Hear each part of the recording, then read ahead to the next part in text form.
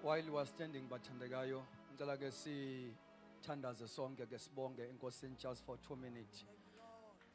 Bayede Nkosi yenkazimulo. Bayede qhawe lokulwa.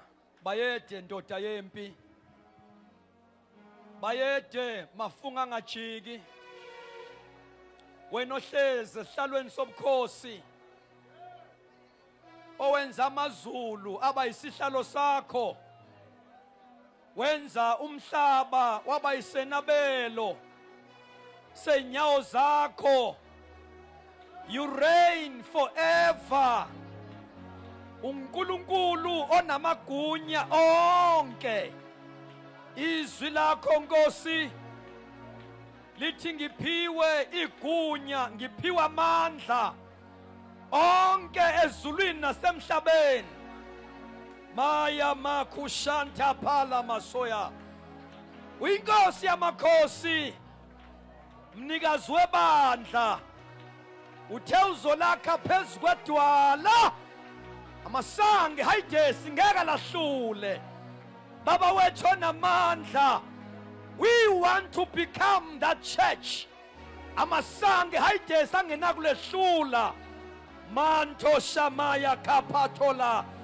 Ngegama lika Jesu waseNazaretha, even tonight we pray that you may arise and let all your enemies be scattered in this place. Ngegama lika Jesu, we are commanding all the evil gates and everlasting doors of this land to be lifted up for the King of glory to come. Baba wethu onamandla, sisho nganhliziyo nye, siyadeclara sithi phakamani masango, nani minyango yaphakade, phakamani. Ingeni inkosi yenkazimulo, ingubani lenkosi yenkazimulo, uJehova iqhawe lempi, ndoda yempi. Oh my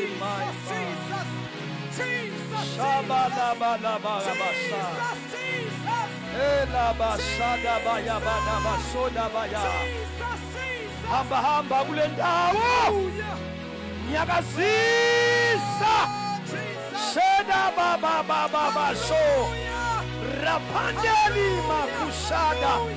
Ngegama lika Jesu waseNazaretha, we bless you, King of glory. Mondala mashoda bayaka tapala mandosele. Siyabonga moya oyigcwele. Siyababazeka. Uyadumiseka. Egameni lika Jesu, build us, oh God. Thank you, Lord. Thank you, Lord. Keep us in your way. Jesus. Hallelujah.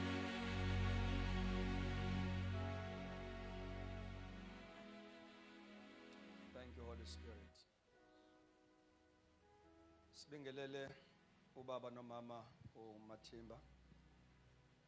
uNkulunkulu abanikeze lo msebenzi esingawo kuleli viki nakule ndawo. Sibingelele bonke abafundisi bebandla. Ingceku zenkosi zonke zikhona sezathuliwe.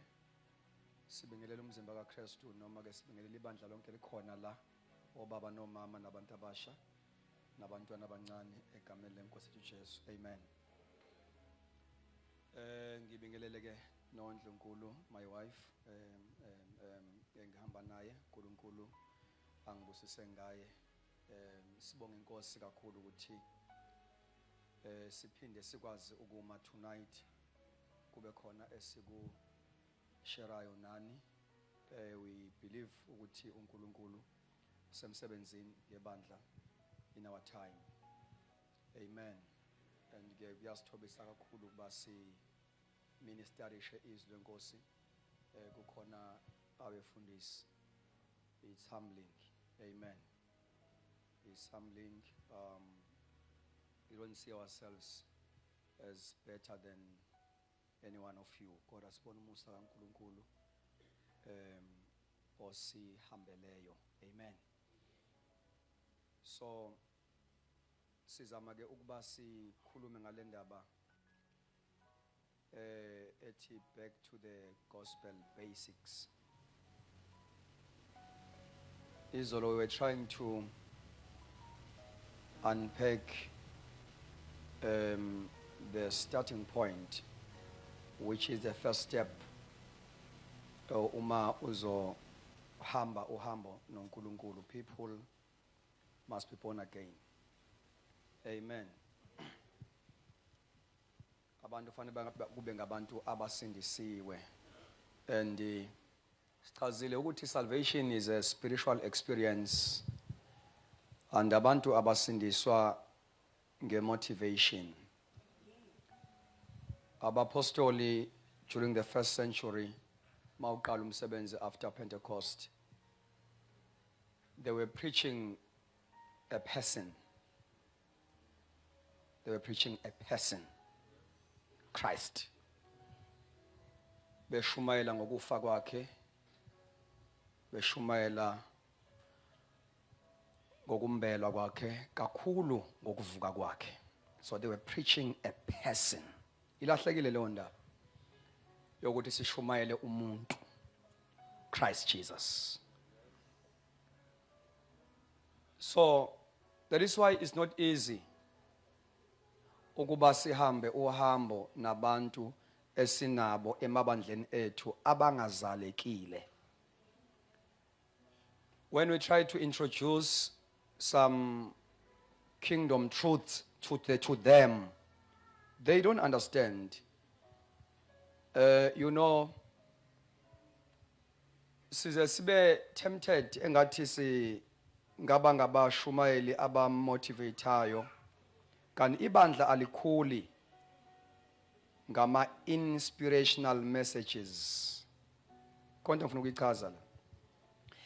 Ngishilo izolo ukuthi intshumayelo is good to introduce you enkosini, but it's not good to make you rooted in Christ.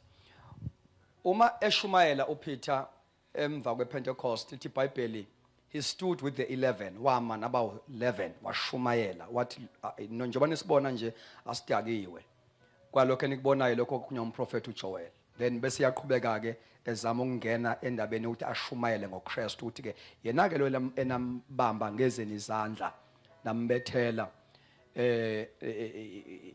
imijunju yokufa yayingenawo amandla ukuthi ngambamba ukuthi angavuka kwabafileyo. Washumayela ke ngoKristu up until abantu baze bahlabeka enhlizweni. Chapter 2 verse number 37 and 38 book of Acts ukhuluma ngabantu who were pierced in their hearts. Ithi iBhayibheli bathi mase behlabekile bathi madoda bazana sesiyokwenza njani? Silahlekelwe zintshumayelo ezi-anointed, izintshumayelo that can bring conviction, intshumayelo ezikwazi ukugwaza inhliziyo umuntu abona izono zakhe eze phambili singazange simbize aguqe la phansi ngoba ehlatshwe into. Now kuba sengazuthi singa impressa, yabona lento kuba sishumayele kube ngathi awenze lutho uma abantu bengamanga ngenyawo. We are not impressionists. We don't preach to impress but to impact people. So kwathi sebegwaze izwi lithi iBhayibheli bathi madoda sesiyokwenza njani? And then uPeter uthi kubona phendukani. That is the first step. Uma nizwa ngempela lento sobona ngerepentance. Uma ngempela nizwile lento nithi enibuza ngayo sizobona repent. Lento ethi repent isho ukuthi change your mind ngoKristu lo ebeningamkholwa ukuthi nguye, because amaJuda were not believing. They were still waiting for Messiah. So the name repent means change your mind. Ngalenda is to have a second thought. Hallelujah. That corrects the error of a first thought. Because the first thought that they have, they were denying uKristu. Yingakho iBhayibheli lithi uyitshe elenqatshwe ngabakhi. So they were supposed to repent on that. Number 2, in the repentance, isho ukuthi ke phela shiya izono, shiya impilo endala. You repent from from your sins and you repent towards God. Now, izwi aliwenzile umsebenzi kubantu ngoba belizwile. Kodwa izwi lenza umsebenzi ngoba bathe masebelizwile labalidela ekuphendukeni. That is a result or an ultimate goal of preaching the word of God. It must bring repentance ebantwini.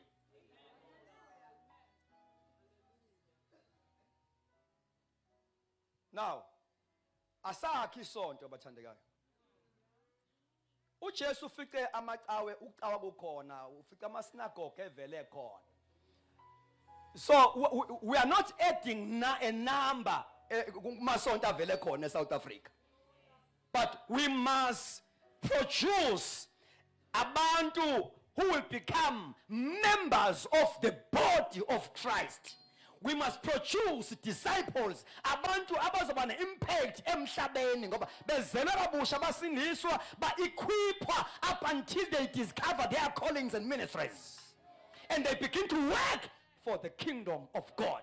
Ngoba at the end of the day, we must advance this kingdom.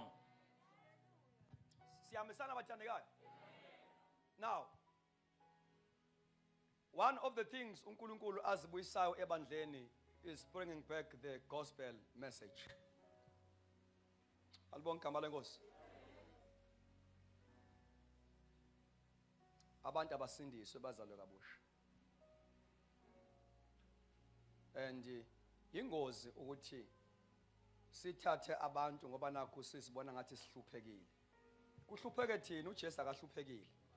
Sithatha abantu ngoba sifuna bazosinceda emabandleni ethu bengazange baphenduke ngoba naku bafikile sababona ngathi ba right nasempilweni. Sibafake ekhundleni zesonto bengazelwe. Ngoba nakho sine project yokwakha. Maye nangu principal efika lapha ezo fellowship. Usheshe umhambisele umthandazo ekhaya. Ufuna noma uhambise umkhuleko lapha ekhaya usho lutho ngoJesu uthi hayi sizokhuleka yuthi lapha emsebenzini wakhe uphathe kahle kunzima kulezi insuku awusho lutho ngoJesu. Sibone lesi skilap kumba sika principal ukuthi nanga umuntu engahlala naye. You see? Ahlaleke lo principal bese ethi uzonakhela kama toilet oba nama toilet la enkonzweni. Alibonga igama lenkosi. Awu bese ubona uchairman we church board. Umthathu umfaka kwe church board umuntu ongazange asindiswe. Umdlalo esikuwo these days. Because nento ye competition isibambile. Yingakho uJesu uthi upon this rock ngithanda lo ya akashi they will build uthi I will build yeah noma elakha ngabantu kodwa laba bantu abalakhayo loya usho ukuthi noma bakha abakhi from their mind but ipattern bayithatha kumnikazi webandla how to build, because they are not building for themselves. He said I will build my church. So when you claim to be called by God, you must know that you are a builder of Jesus Christ. You are building his, not yours. And ipattern yokwakha ithi into yokala uma ibandla lizoba khona, these people must repent from their sins. That is number one. We don't compromise that. Don't compromise that. People must repent from their sins. Ngoba i-fivefold ministry isandla sika Jesu akha ngaso ibandla. I-fivefold ministry extension ye-ministry kaKristu on earth ngoba Christ was an apostle, was a prophet, was an evangelist, a teacher and a pastor. So uthema inyuka wathi ke wa-release uthi Ephesians 4 verse number 11. He gave some to be. uJesu he gave some. Uthema isenyukile wapha. Njengoba ubona uElijah mangabe nyuka kanti bekunomfana uElisha obelokhe efuna the spirit of Elijah to be doubled upon him. So uthema inyuku Elijah uthi kulo mfana lento oyifunayo uzoyithola provided ungibonile manginyuka. Ngamagama kala manje ukhonze ufocused. Ngoba into kaNkulunkulu azikhonzwa ngabantu abakhonza bebias. Zitholwa ngabantu abafocused ekhonzeni. Glory to Jesus. Mangibonile nginyuka uzoyithola into oyifunayo. So uthema inyuku Elijah wayirelease prophetic mantle. Wayithatha umfana before ayithathe wagumula embethe. Awukwazi ukwembathiswa wembethe. Uyagumula kuzwembathe. You prepare yourself to be clothed. So wayigumula wayeseyamukela wayembatha. Kuyezwakala abathandekayo. Now, owethu uElijah uJesu uthema inyuka naye warelease. Ngoba Ephesians 4 uverse number 8 and 9 uthi lo wehlayo uye futhi owenyukayo. Thema isenyukile wapha. He gave some, not all. He gave some to be apostles, some to be prophets, some evangelists, some teachers and pastors. Now, eyakhe ayehlanga i1 njenga Elijah. Eyakhe thema yehla yaba divided into 5. Yehla ingubupostoli, yehla ingubuprofeti, ubuvangeli, ubuthisha, ubelusi. Wembathisa wenza abathile.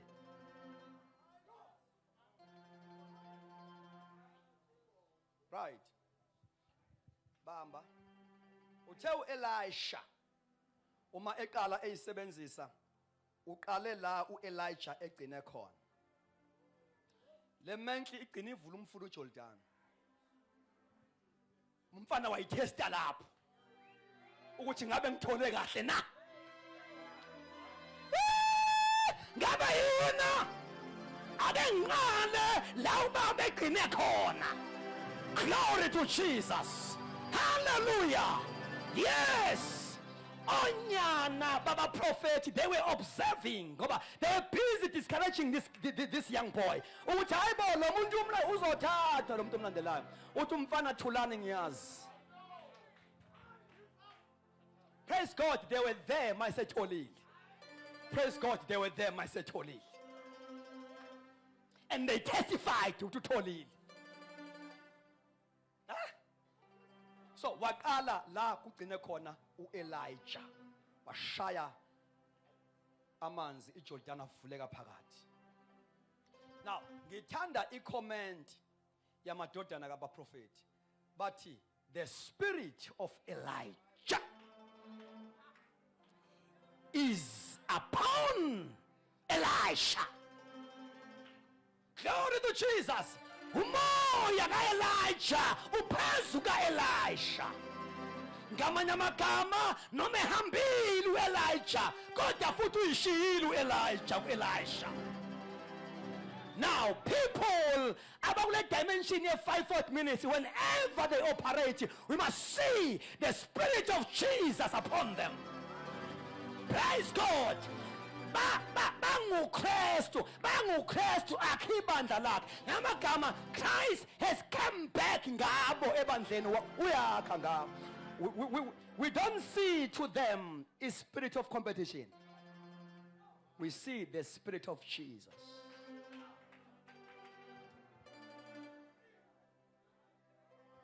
Moya ka Elijah phezu ka Elisha. Albong gama lenkosi. So when we build according to the pattern. And the blueprint is here in the Word of God. Elika Christi bandla, you don't decide kuma conference esonto lakho ukuthi solakha kanjani. It is already decided. Already decided. People must repent first. Albong gama lenkosi. It is already decided. Uyabona ke ngithi ke mina ngokwami these are builders. 540 ministry are builders. Ikhona abathandekayo. Abakhi laba kusibona abashumayeli. Sibona abashumayeli. Bayakha. Alibonke igama lenkosi. And ngabakha nje bayiphethe iphethini. Uma uzoba umakhi oqualifyayo. Umakhi ukuze aqualify ukwakha. Fanele ukuthi enye yama qualifications fanele ube umuntu okwazi ukuready plan. Yendlu. Must be able to read the plan. Aba mawazi ufunda iplan zowenza into ngasiwakha la. But you fail to read the plan. Ubona onke ama measurements ukuthi hamba kanjani. Ibandla ke lika Kristu is a building. Uthi Paul, we are co-workers together with Christ. Nina niyinsimu aphinde futhi athi you are a building. Bese to verse number 10. That is 1 Corinthians chapter 3. Verse number 10.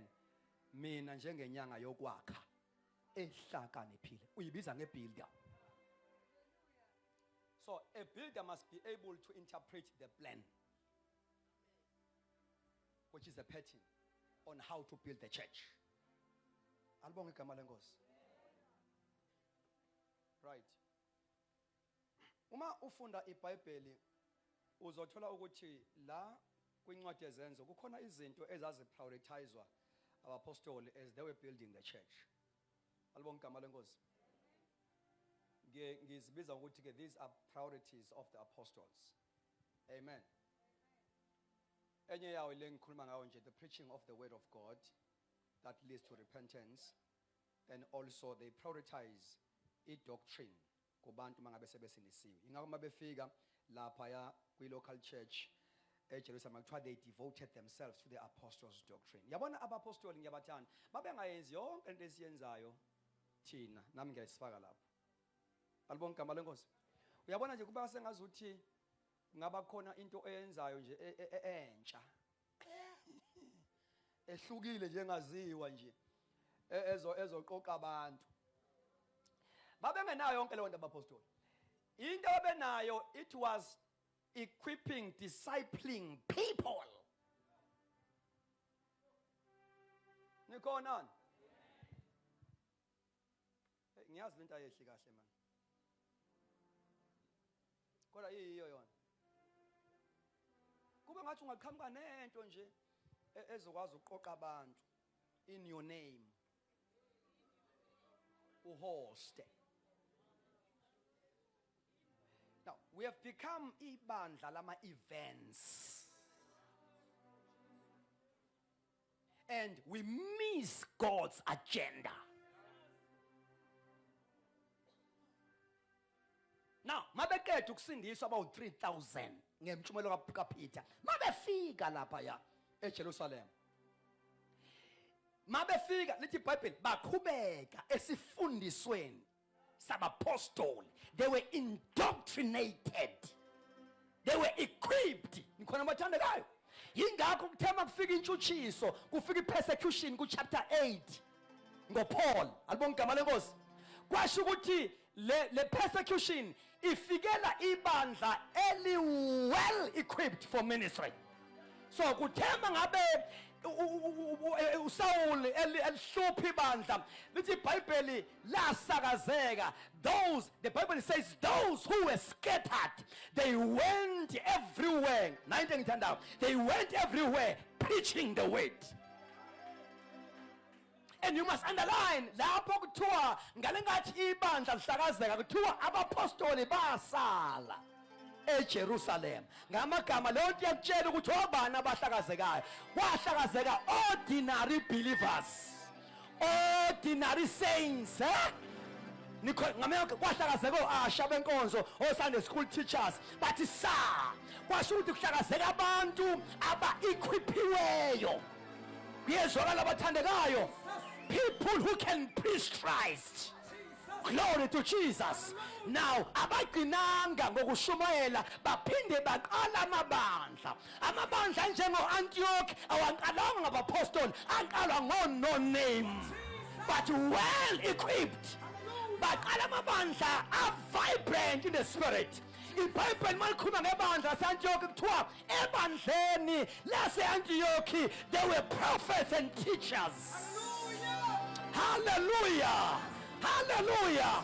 uSathane wayengazi ukuthi mayehlakaza ibandla akahlakazi nje ibandla but uhlakaza izwi uma liphume ligcwala umhlaba, because as they were scattered they preached the word. Even though the Bible says those who were scattered, speaking about believers, but it was the word that was scattered. Esibehlangazeka bashumayela, esibehlangazeka banqala amabandla baphilisa abagulayo. Nikhona abathandekayo, ordinary believers. Ordinary believers. Ordinary believers. Bese likhotha uPhilip. uPhilip nje owayeseyidikoni. Nikhona abathandekayo? Yeah, he was not yet launched to a ministry of evangelist. Alibonke abanenkosi, iBhayibheli limbiza ngomvangeli after ama chapter amaningi, from chapter 6 to 8 la akhethwa khona ku chapter 6 uba abe ngomunye wamadikoni abazoserve ematafuleni. Kulabo abahlakazekayo iBhayibheli likhotha uPhilip kuthiwa, and Philip went down to Samaria. uPhilip wehlele eSamaria wabashumayeza uKristu. And mayifika lapha eSamaria there was a man by the name of Simon eyayi principality iphethe iSamaria lonke. Alibonke igama kaJesu. Kwasho ukuthi manje ibandla laqala noma babengebona bonke abapostoli kodwa they were all apostolic.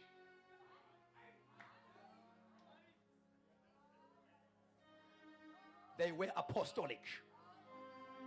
Ukuba apostolic lokhu ukuthi ethi uPhilip eyidikon kodwa akwazi ukushake the territorial spirit. That is being apostolic. Uba apostolic lokhu ukuthi ethi eyidikon uPhilip ethi mangabe shumayela angagcini ngokufoda athi mayeshumayela kuphinde kuphila abagulayo. That is being apostolic. You may not be an apostle, but you can be apostolic. Why? It's because sakhiwe phezu kwesisekelo sabapostoli nabaprofeti. So ngamagama, that is a dimension that you must operate to be apostolic and prophetic. That is dimension. So makuthiwa being built upon the foundation. So i-foundation idetermine i-shape yendlu ukuthi mase kwakhiwa lendlu izothatha yiphi i-shape. Kuyezwakala abathandekayo? Now uma uzokwakha uRondovel awukwazi ukubeka i-foundation ye-square room ngoba uzowakha uRondo. Kuyezwakala? So uma uzowakha uRondo fanele ukuthi i-shape ye-foundation isho ukuthi uzowakha uRondo. Now, makuthiwa sakhiwa phezu kwe-foundation yabapostoli nabaprofeti kusho ukuthi ibandla must take that shape, must be apostolic in nature, must be prophetic in nature. Sanibonani bathandekayo? The church, now, ibandla likaJesu is not a denomination, bathandekayo. It's not a denomination. Umzimba lo, or spiritual. On an assignment. For the fact ukuthi iBhayibheli lithi singumzimba kusho ukuthi fanele siveze uKristu. Awukwazi ukubiza inhloko ngelinye igama ubiza umzimba ngelinye igama. So uKristu inhloko yebandla. Ibandla lengumzimba kaKristu yena eyinhloko. So fanele makuqhamuka ibandla kuqhamuka uKristu. Siyamsana abathandekayo. So ngicela sicathulisane ke namhlanje kancane nje kancane. Sithi move together. Praise the Lord. So one of the priorities of the apostles, it was the Holy Spirit baptism. They had a strong emphasis endabeni yokuthi abantu mase bephendukile abagcwaliswe. inga yethu siyaphuthumana thina ya siyasheshisana uthi umuntu esomile nje esomile sedry senimphathisa izinhlelo embusontweni akakehlelwa ngamandla lo muntu kodwa sekwazi ukuphatha imic phambi kwenkonzo ingakho ibandla lidelelekile nje ngoba kuyameka kalula phambi kwalo ungakabi fit for service. Can you imagine ukuthi njoba ngishilo izolo, can you imagine ukuthi lapha ku chapter 6 incwadi yezenzo kukhethwa abantu hayi abazoshumayela. Ukhona abathanda kayi? Hayi abanjani?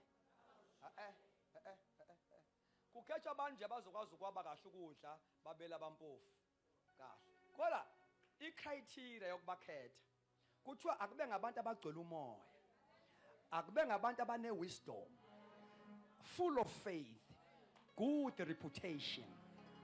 Yabona ama qualification? Wena ungacabanga ukuthi ama qualification abantu abazoba ngabashumayeli cha, bazoseva nya amatafuleni.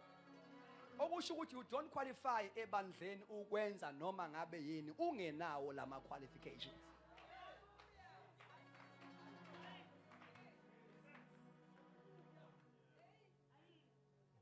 Awu qualify nokuba uMC ungacwela umoya. Ukugcwala umoya kusho ukuvutha. Akusho ukukhuluma ilimi ezinkulu nabanye. To be filled by the Holy Spirit is all about being to live a life that is under the influence of the Holy Spirit, being led by Him daily. See? Ungaprofeta ukhulume ngeilimi ngomoya but uhluleke ukuphila ngaye lo moya oprofeta ngaye. So the Bible says those that are led by the Spirit are sons. So loya son again uson wegender, uson we maturity. So uma usukwazi uhola umoya you are matured. You are a son. Those that are led by the Spirit. That is Romans chapter 8 verse number 14 if I'm not mistaken. Labo abahola umoya bangamadodana. So uma usukwazi uhola umoya even outside the church you are a son. You are matured. Ingane iyakwazi ukusebenza ngomoya engakwazi ukuphila ngawo. Umoya engcwele akuyena oyilima akapheleli lapho owempilo. Fanele abuyakunikeza ama fruits. Angagcina ngokunikeza igift akunikeza nama fruits of the Spirit.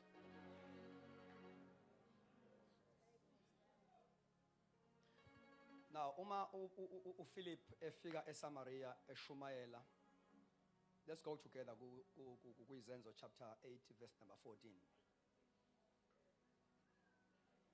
Zenzo 8 verse 14. Hallelujah. Now lapha verse number 14 ku chapter 8 book of Acts. I'm going to read verse 14 to verse number 7 to verse number 17. Kuthiwa kwathi ukuba abapostoli baseJerusalema bezwe ukuthi iSamaria lilamukele ivangeli noma lilamukele izwi likaNkulunkulu bathumela kubo oPetro noJohane. Alibonga igama lenkosi. Now uverse number 15 ubeke isizathu ukuthi babethunyelwani oPetro noJohane eSamaria uma seliphendukile iSamaria. Kuthiwa sebehlele khona bakhulekela these new converts. Babakhulekela ukuba bamukele umoya oyingcwele. Uyayibona intentionality yabapostoli. They were so intentional entweni yokuthi abantu mase besindisiwe babe show ukuthi labantu baya introducewa kumoya oyingcwele. Abathumelanga uPeter noJohane ukuthi bayobenza babahleleke babe oshemen balapha babaphathe babe seyikhundleni. Cha, ukuthi bathola umoya oyingcwele. Abantu abaphuthunyiswa ngemsebenzi.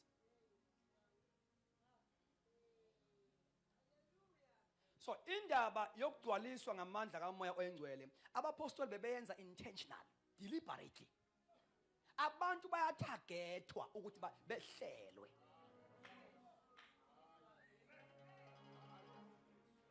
Now, verse number 16 uthi ngokuba wayengakehleli kusho uMoya oyingcwele, kusho ukuthi uMoya oyingcwele ke wayengakehleli nakoyedwa kubo.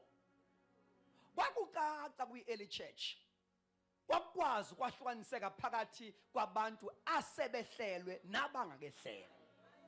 Number 1, ukusindiswa is an experience separate. Alibonga igama lenkosi. Ukusindiswa nokugcwaliswa ngamandla kaMoya oyingcwele enye experience le engahlangene nokusindiswa kwabo. Kodwa awukwazi ukugcwaliswa ngamandla kaMoya oyingcwele ungasindiswanga. All I'm trying to say, akuphelele ngokuthi sewamukele uJesu. There is step number 2. You must be baptized by the power of the Holy Spirit.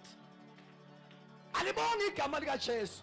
Now, ayikaqala indaba yakho nje ukuthi la inkonzweni uyasetshenziswa. Usasetshenzwa wena ngoba awukwazi ukusetshenziswa uNkulunkulu engakakusebenzi.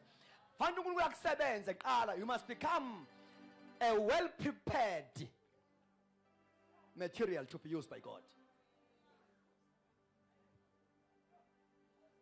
Now, enye into esibonayo la, makuthiwa bathumela oPeter noJohn, babengathumeli abantu nje per se, babethumela ama-ministries afit ukuthi angakwazi ukuyenza lento.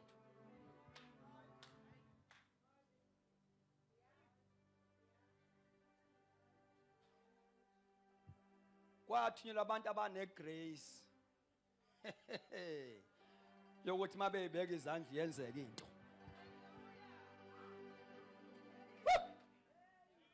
La mashoda babasa ela mashana ya haso. My local church ikhula, we must be able to, number 1, recognize gifts. Alibonga igama lenkosi. And lama gift asebenziswe properly. Alibonga igama likaJesu. Yeah, yabona ke uMoya oyingcwele uyasikhipha manje ekutheni la emabandleni ethu sisebenze ngama-volunteer. Uyabona ngoba uyayizwela ukuthi hayi ungakwenza lokhu volunteer. Eqinisweni endlini kaThixo akuvolunteer. You know, akumele sikusebenzise ngoba uavailable. Kodwa kufanele sikusebenzise ukuthi wenze lento ngoba uyigcotshelwe lento. Hayi ngoba ukhona. So, ungaba available kodwa ungabi fit for service.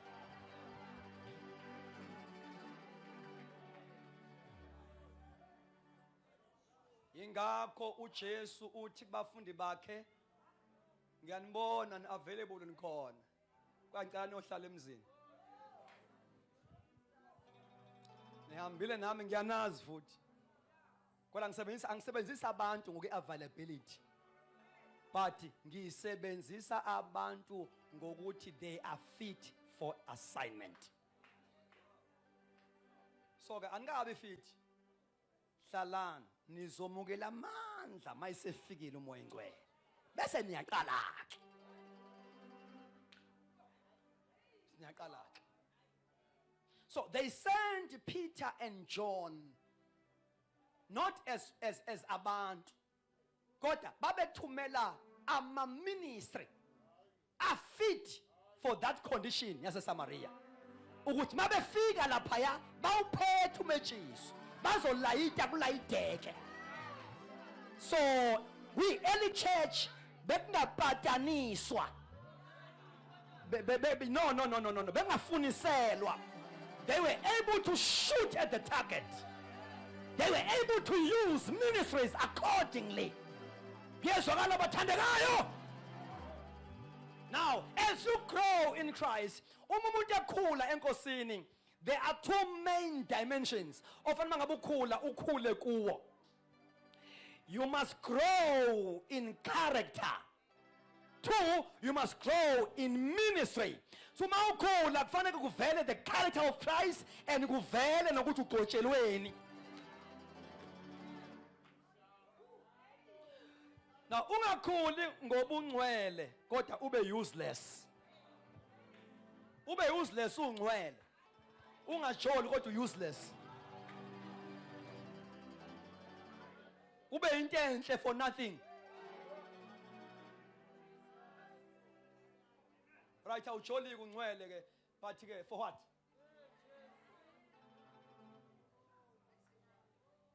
So when you grow in Christ, you grow both in character and ministry or gift. Fanele ukhule ngokwe character and kuvele ukuthi uphathisweni ngoba akekho umuntu osindisiwe wadwaliswa ngamandla kaMoya Engcwele ongenaso isipho, at least one gift. Now the Bible says the manifestation of the Spirit is given. Mawufunda incwadi ka 1 Corinthians chapter 12 verse number 7. Yilowo nalowo uphiwe okubonakalisa umoya. You do have something. Now kuyenzeka ukuthi ibandla libe nazo izipho kodwa zibe dormant zingasebenzi zikhona. Ngoba akufundiswa ngazo, No. Umoya Engcwele akakwazi ukunyakaza lapho kungakhulunywa ngaye khona. No.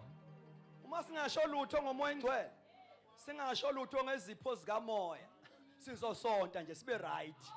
Sibe right from January to December sikhonze si right. You see? Sibe right.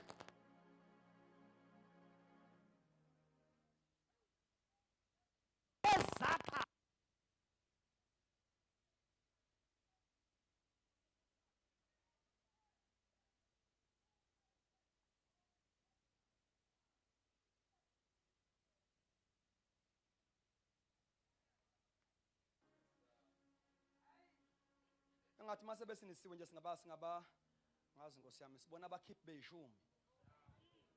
Hawu uzoba ningi ishumi. Oh no. The apostolic mindset yayithi uma abantu besindiswa, they view them as ministers at the end of the day. That is why bebephuthumisa ubhabhadiso lukaMoya Ongcwele. Ngoba once basindiswa leyo nto abapostoli bisho ukuthi they are now joining an apostolic army. Kuzosetshenzwa. Manje lana akusetshenzwa abantu bengehlelwe ngamandla.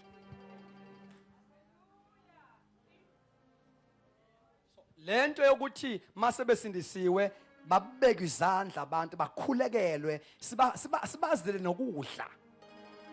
Simisi Sunday ethile. As from Monday sifundisa ngoMoya Engcwele siyazi ukuthi ngesonto usuku lomlilo. Ibandla lizila ukudla kusukela Monday. Sitargete ama new convert. Even before baye emanzini amaningi, abaye emanzini sebebhabhaza. Nikhona bathandekayo. Teach about the Holy Spirit. From Monday, bandla lizilile. Ngoba siyabona nesivuno esiningi la. Jawe baningi nje bayicala lethu. Mabengehlelwe ngomlilo bazojola enkonzweni.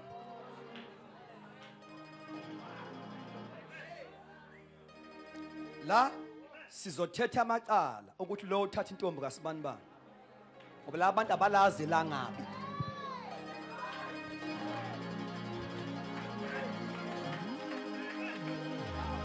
Sithetha amacala enyama, carnality.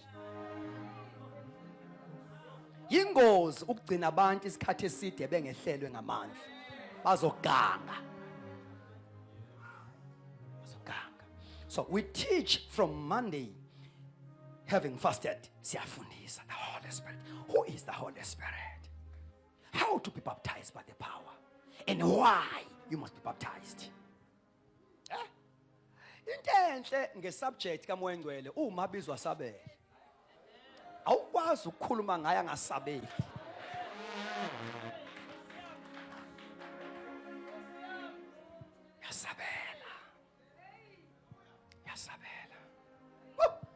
angasabela ingakafiki nalowo Sunday yasabele.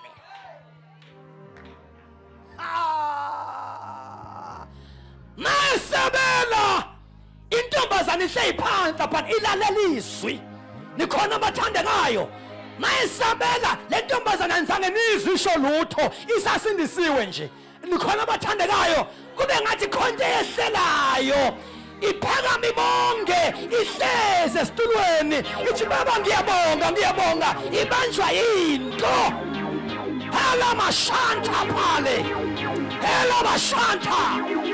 Nikhona abathandekayo. Yes. Now umoya ingcwele ukufika kwakhe emntwini akanayo iformula. No. He has got his own way of announcing his arrival. Unendlela yakhe aziveza ngayo ukuthi sengifikile. Praise the Lord. Now we focus on teaching. We teach. Ngiyamthanda uJesu. Mayinikeza iGreat Commission. Uthi teaching them to observe all that I've commanded you. Yeah? Go and make disciples of all nations, baptizing everyone in the name of the Father, the Son, and the Holy Spirit. Blessed and teaching them to observe. Nikona? No, we don't teach people to be informed, but to observe. Gama, we don't stop teaching up until it becomes practical.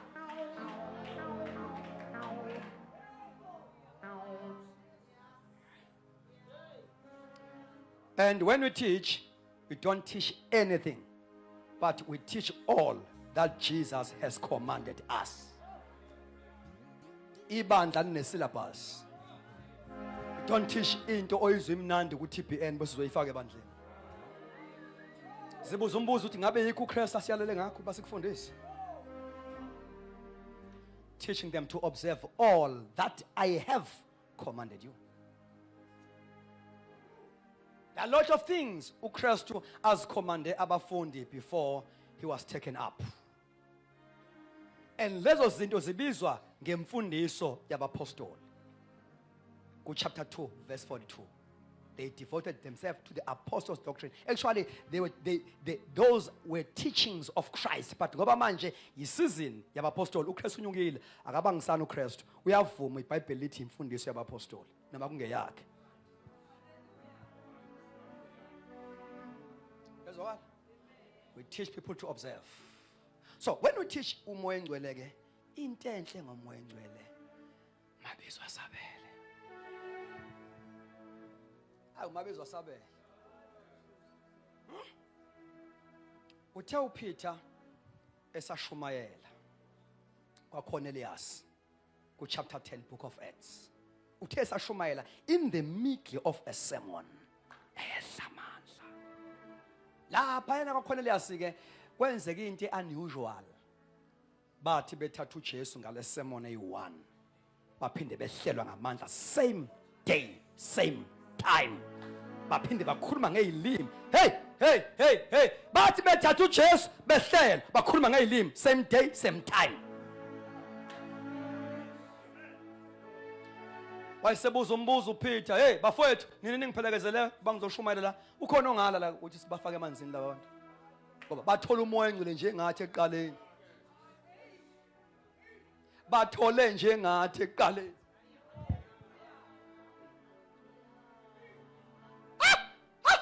Bathole njengathi ngosuku lePentecost kwenzeka same thing. So singabalela yini noma bengabezizwe kodwa batholile man. Hallelujah. Yes, these are Gentiles, but bathole njengathi. Kuyezwa ngalo bathandekayo. Yes, kumele ngikwamukele noma ungasonti nami mawuthole njengami.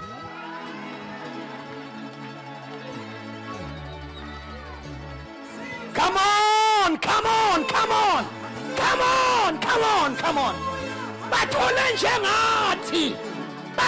njengathi. Eqaleni ukhona inongala. Awusuka man. Umwabo wethu wena. noma ngingasonti nawo ngowakwethu ngoba uthole njengami. Hallelujah. Oh, Jesus. Ibandla likaKristu alibi munye ngoba lisonta ndawonye. The unity of the body is not determined ngokuthi sikhonze on the same structure. No. Uma ukholwa into engikholelwayo. Uma sini kuma foundational beliefs are common. We belong to the same body. Khona inongala. Bathole njengathi. Bafundisi. Alibonga igama lenkosi. Indaba ye-baptism of the Holy Spirit is generational. As long as abantu besaphenduka, they must be introduced to the Holy Spirit.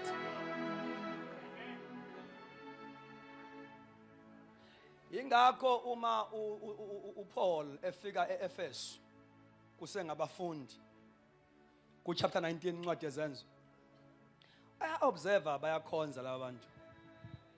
Kodwa uyabona konke short down. Ngoba ukuthi siyaqhubeka nenkonzo akusho ukuthi asishoti. Inkonzo ingaqhubeka kodwa kunelekhe. Yayiqhubeka inkonzo wafika bekhonzo uPaul. Engathi wafika wahlala emuva ngiyacabanga nje. Wabuka wathi labantu bayakhonza kwale konke engekho. Ngoba ibandla eli-spirit filled liyabonakala. Futhi nebandla elishoda nge-Pentecostal experience liyabonakala. Ukhonza can tell. So uthema ifika la uPaul mabekhonza engathi wafike wathatha i-dipstick kamoya wayifaka. Mayibuya yabuya dry. Kodwa inkonzo iyaqhubeka kodwa i-dry dipstick. Engathi kuthema bevala inkonzo wathi ake nimi uvala inkonzo ake nimi hlalani phansi.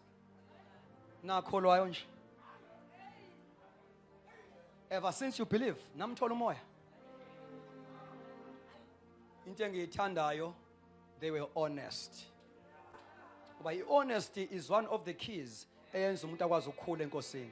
Ba honest. Ungashayi sengathule kanti akwatholi. Ngoba uzogcina ungatholanga. Bathi asizange sizwe nakuzwa ngomoya. They were honest enough. Ungakatholi hlobo sami. Musa ukukhuluma ngezilimi kamakhelwane. Ungenazo ezakho.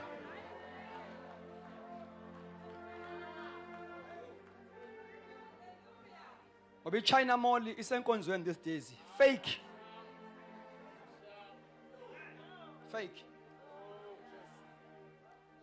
Khuluma ngezilimi ongazona ezakho uyithathe kumakhelwane. Izilimi asifundisi. Si introduce abantu kumoya. Don't teach people how to speak in tongues. We introduce them to the Holy Spirit. He will teach them how to speak. Book of Acts chapter 2 verse number 4. Lithi iBhayibheli kwathi sebegcwele umoya baqala bakhuluma ngezilimi ezintsha. Umoya ongcwele ebanika ukuphimisela. Umoya awunikezwa umfundisi wakho ukuphimisela, unikezwa umoya. Jesus. Moya ebanika. He gave them utterances.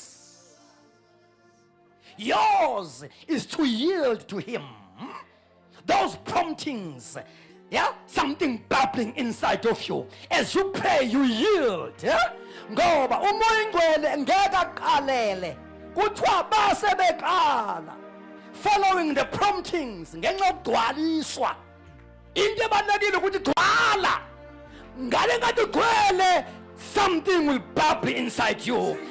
And you begin to yield. Ungavumela ingqondo yakho ikubloke, ikubuza imibuzo ukuthi wake wathandaza nini ngolimi likamoya. Yield to him. Hallelujah. They were supposed to begin. Kuthiwa baqala ukukhuluma. Ngale ngathi beqala wayeseyabanika ukuphimisela.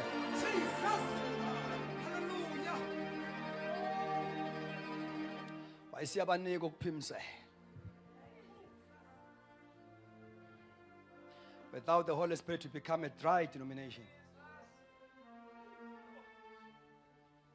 inkonzo imnandi ngomoya abathandekayo.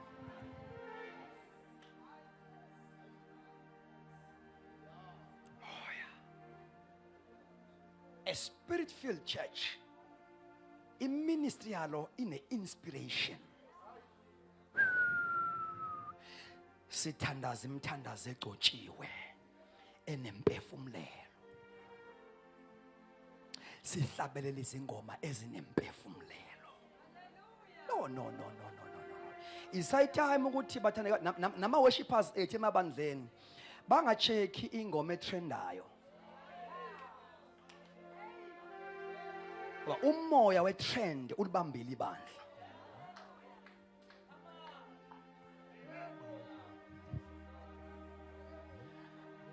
We will miss leonto issue ukuthi we are missing the season.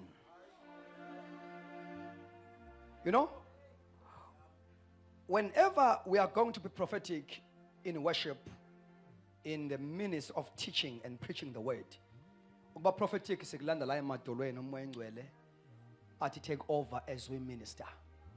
Kuyezwakala? Nengoma engizoyisho angicheck ukuthi iJoyous ikhipheni. Yiphi ingoma emnandi? Ilandwe emadolweni. Uma ngizazi ukuthi ngiyiworshiper, umuntu oyiworshiper akahlukani nomthandazo. Yezwakala ingoma ethandazwele evele ebhodweni lomthandazo yezwakala. Izwakala kanjani? Ukuthi ikhuluma nathi. Ngalenkathi eyisho ikhuluma kithi, it talk to us. Mayingoma ikhuluma nathi asitshelwa ibona ukuthi sukumani siyasukuma. Ngoba lengoma ikhuluma nathi lengoma. Asitshelwa ibona phakamisana izandla, but no. We lift up our hands spontaneously so. Ngoba laba bashingoma prophetic. Cloud ingoma enjani leyo? Ingoma engazibeki. Awazi uyiziba.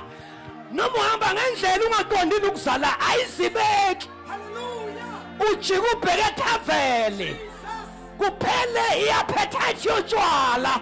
Iqedwa ingoma. Kuyezwakala abathandekayo. Ujike ungabusaye ethaveli. Glory. Hallelujah. Lengoma ikulethe la. Kuyezwakala abathandekayo. Now ungena uhlala phansi nje, you are well prepared now for the word of God ngoba lengoma ikusebenzile.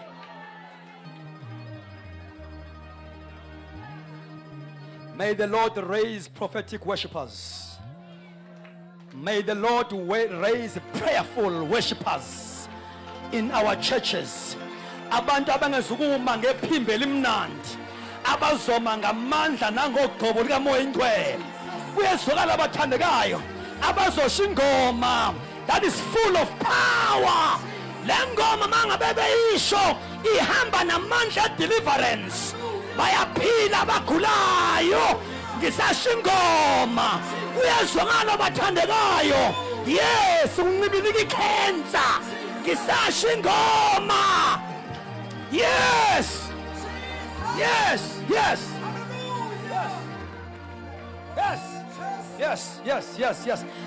Bathandekayo, this is a time of a latter rain. Yisizini yemvula yokugcina. Great activity of the Holy Spirit. Alibonga igama lika Jesu, ngizwa umoya ingcwele ethi back to the power, back to the Holy Spirit. Kuyezwakala abathandekayo. Yes. Once abuyela kumoya, sizosho ingoma ezintsha, ingoma zesizini, ingoma ezi-prophetic. Uyezwakala umuntu ohlabelela outside. The devil is Shamantoli mahasuka palekedesh. Anta paka. Enteli mahosatapa. Rapante la katula hasene. Rapande si kapala. Kushata paka relsia. Ili mahoshantelele. Shapa. Rantolia shata. Yebo. Yebo. Yebo. Yebo. I can feel the power of the Holy Spirit in the mighty name of Jesus Christ. I can feel the power of the Holy Spirit. It shall come to pass after this that I will pour my spirit upon all flesh. Your sons and your daughters, they will prophesy. Begin to pray. Begin to give him glory. Open your mouth. Shout in the top of your voice. Walia shatapa. Bakona behlelwayo. Bakona behlelwayo. Bayadwaliswa. Elia shatapa papa. Sheka papa papa. Ranto palima shatapa. Receive it. Sheda baba baba baba. Pray. Elia shanda. Shebala bakushapa. Rapa papa papa. Entela masontepa. Rika pala maosha. Sheni baba baba sota. Enta pali kadosha da baba baba. You need a fire. Ela masante. Kola masata papa papa. Rapande siada bahase. Kanta. Bring it here. Let come. Bring it here. Esha papa papa papa. Come. Hey, Shanda. Ibanja liyatandaza. Ibanja liyatandaza.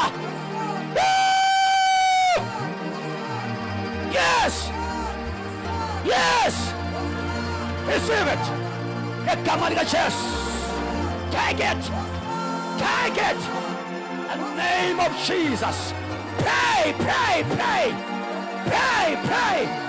Shamanto. Shapale. Shapapapapapapa. Kentapal. Get come on the chest. Shapala la bossa. Entela kusha papa. Rapantoli kadosha. Receive. Shapapapapapapa. Entelia soda. Rampapaya Antelia. Okapala. Pray on top of your voice. Oh yes. Yaweza manja. Yaizu ghost. Yekamari chest. Take it. The name of Jesus. Take it. Shabala baba. Entapaka. Elia la sada. Shatapala. Rampatel. Pray. Shamaya maya. La soul. Shapaka. Entapaka. Shelabaya la bahosa. If you say I need the fire, come, run. Like a madman, come here. Yes. Ushers, come closer. Get Gamariya chest. Yaweza mandla. Yulia la sonda. Elia nuzada. Elia nazoda. Shabala baba. Take it. Shapapapapapa.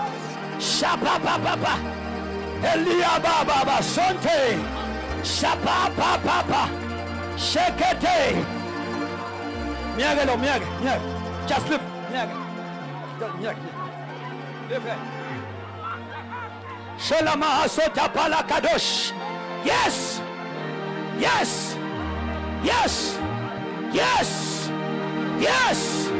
He's a mandla. He's umlilo. Get Gamariya chest. Yes.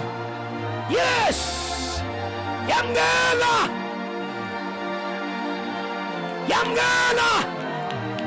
Oh.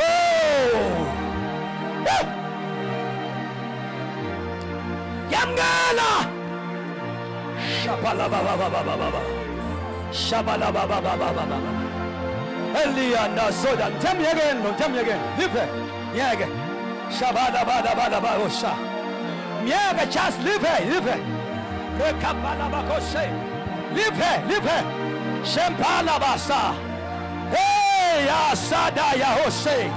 Get Gamaliga chest. Yes. Você. Yes. Get Gamaliga chest. Yangela. Take it. The name of Jesus. Woo!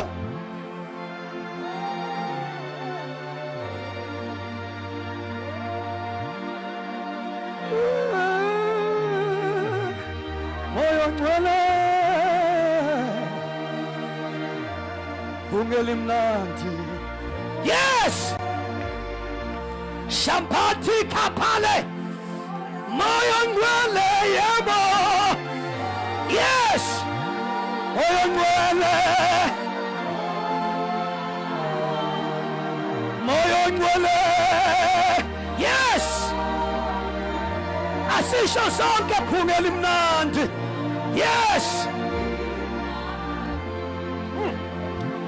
Moyongwele. Yes. The name of Jesus. Ikhondenza kalala. Ikhondenza kalala. Moyongwele. Jesus. Phungela imnandi. Yes. Shamantoli Masai. Moyongwele yebo.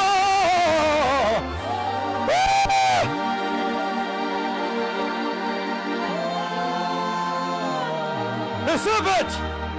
Moyongwele. Ekama liga chess. Ekama liga chess.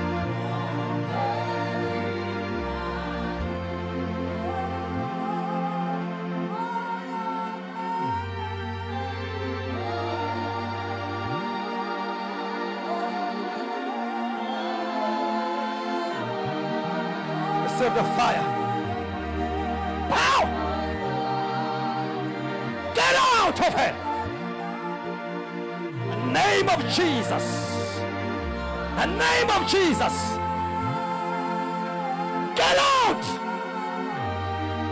You evil spirit! I command you now! Go! Go! The name of Jesus. Get out! The name of Jesus. Come out!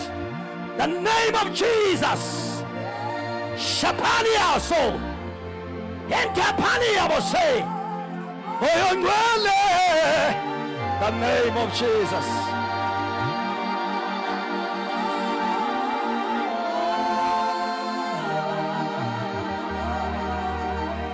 God is healing people. Egama lika church. Noma ngabe nasifo sini, you can be healed now. If you are here, you are on medication, you are chronic, please come and stand here. Shamaya lamase. Shamaye namaso. Ungelimnandi ngegama lika church. Bayaphila uzifo zonke igama lika Jesu. Uzifo zonke igama lika Jesu. Yes. Be healed. Be healed. Igama lika Jesu. Igama lika Jesu. Be healed. Igama lika Jesu. Ibona kubaleka idemon lika shukela. In the name of Jesus. Shamantela masa. Lamanteke palakosha. Igama lika Jesu. Hey la masanta la baso. Ungelimnandi. Be healed. Be healed. Be healed. Be healed. Say. Shelama. Shelama. Kalama Shat. Shabalaba Koshata. Shepalama Ose. The Kamaliga Chess. The name of Jesus.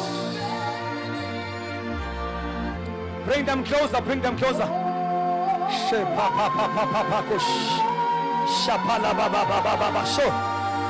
yes. Shenana soda da da kashada. Koshabada baba koshada. Shamante kapalabas. Kamanto lama sedaba. The Kamaliga Church. Namhlanje uyaphila. Namhlanje uyaphila. Namhlanje uyaphila. In the name of Jesus. The name of Jesus.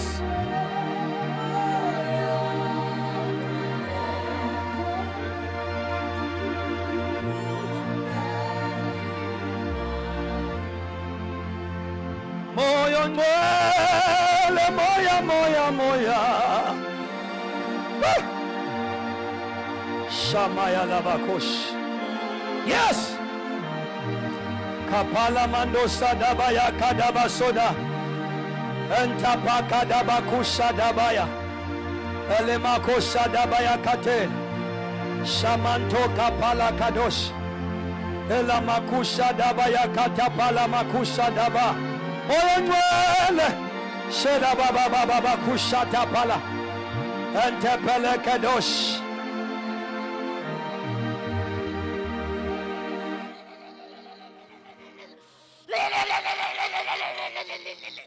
Whoa! Hallelujah! Whoa! Hallelujah!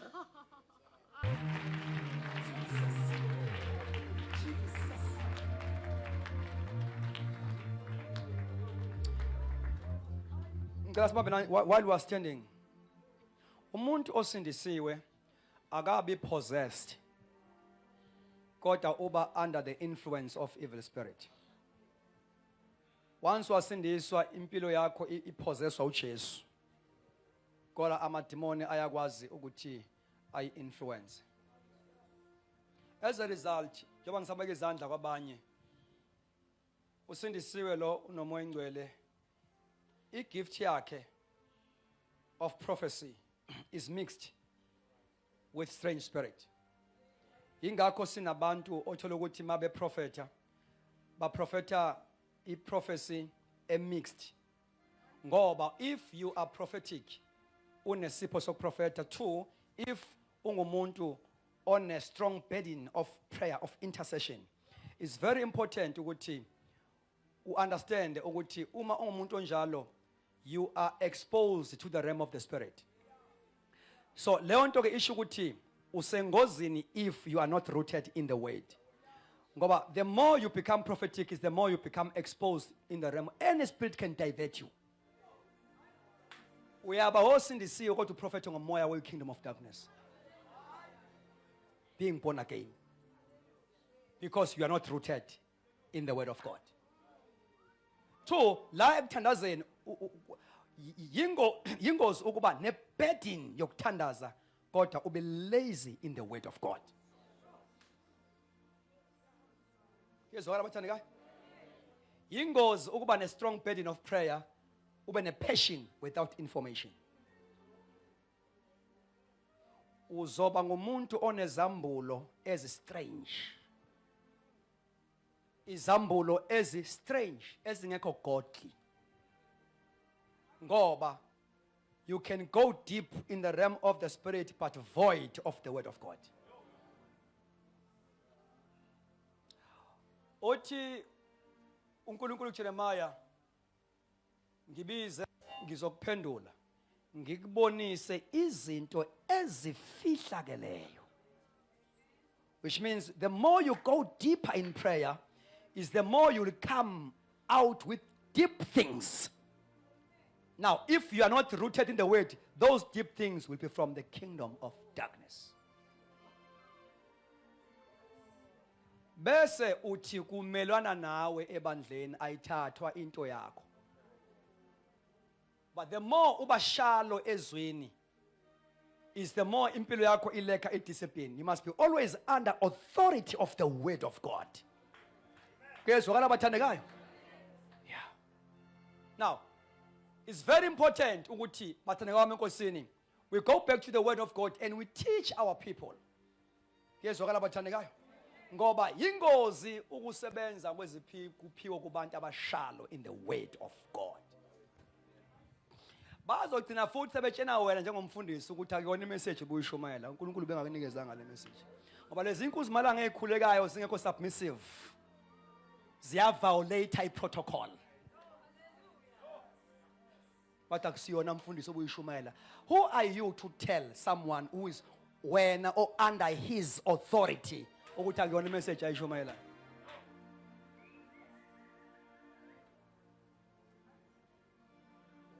To be fervent in the spirit must not cause you to undermine spiritual authority.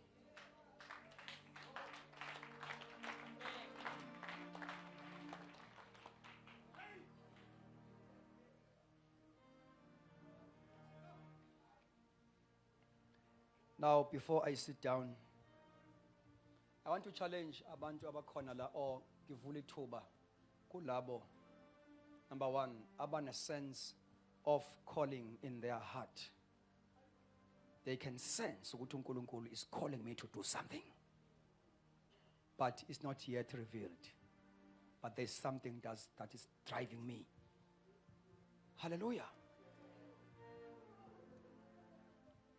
Calling is not only for preaching.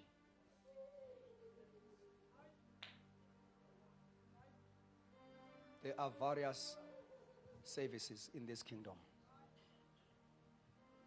So if you have got a sense of calling, come and stand here. I want to pray for you.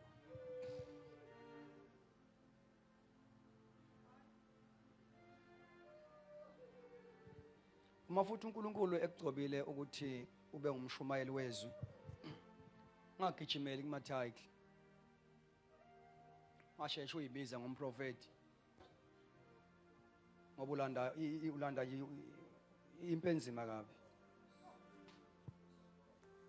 Kuyasetshenzwa nje. Masheshe uyibize ngompostoli, uyibize ngayo yonke lento. Work. It's not about title, it's about work.